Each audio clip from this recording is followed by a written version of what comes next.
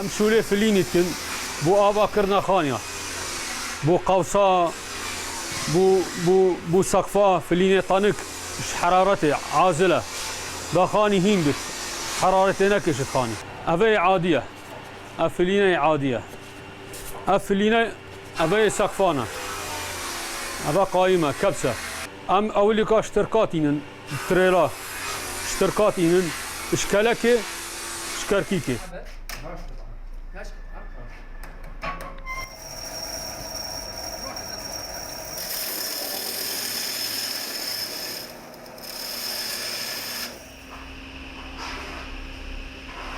برای شلنت کردن شینای فلینی برای من هندک قوس داری چت کردن اما بو قوسا وقت استعمالت کردن مریونو ما بون چت کرد قاعدش اویدی داری چت کرد جانو که بس سهل تریه قوس در اخم بوی اب استیل خاص وان شده توی بو او دیکور در تخنین سقف مثلا قوسک بکرد خانی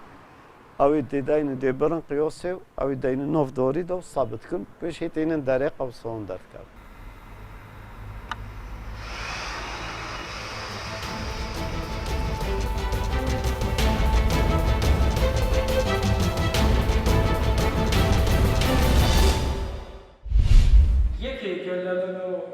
ساکریدەکان یعنی یەکێکە لە شەکلە سادەکان کە بەدان جەستەین کە دەبێت ئەوەی دروستبوونی کالێری وە سوتەمەنی وە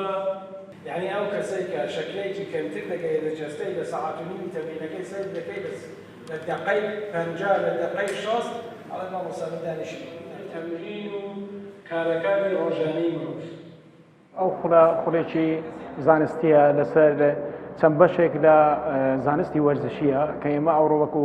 زانستی ناسینی جەستەی زانستی خۆراک زانستی یاسایی ئەو یاسانەی کە لەنێو ئەو هونەرانەدا هەیە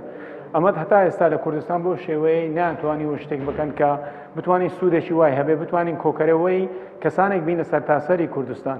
مەبەستمانەوە بووە لە سەرتاسەری کوردستان ئێستا ئەمە ڕاهێنەری زۆر بەتوانە و شارەزا لە بوارانەمان بان کردووە هەڵسانگ بەکردنەوەی خوڵێکی زانستی وەرزشی بۆ هونەرە جەنگیەکان بۆ ئەو ڕاهێنەرانەی کە هونەرە جەنگیەکان ئەنجام دەدەن بەشداربووەکان لە شارە زۆر و خانەقین و سلێمانی و سۆران و مێرگەسۆر بەشداریان تێدا کردبوو لەو چاڵاکیانە مەبەستمان ئەوەیە زیاتر یارمەتی ئەو ڕاهێنەرانە بدەن زیاتر کار لەسەر ئەوە بکەن لە ڕووی فریاکەوتن و یاسای یاری و بەهێزکردنی جەستە و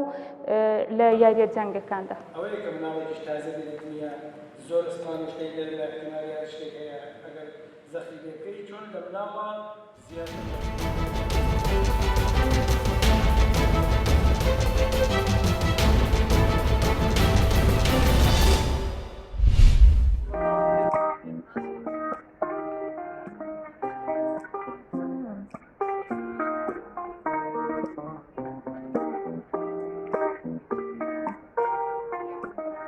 Hay muchas personas que son bilingües y de diferentes nacionalidades y eso aporta bastante,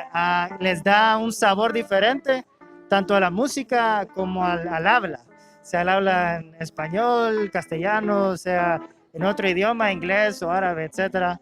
aporta mucho a diferentes culturas. Pues admiro yo mucho la pasión y el valor que tienen las personas que vienen a tocar a la calle, porque requiere mucho valor, ya que hay muchas personas que los insultan, hay muchas personas que de verdad les alegra el día.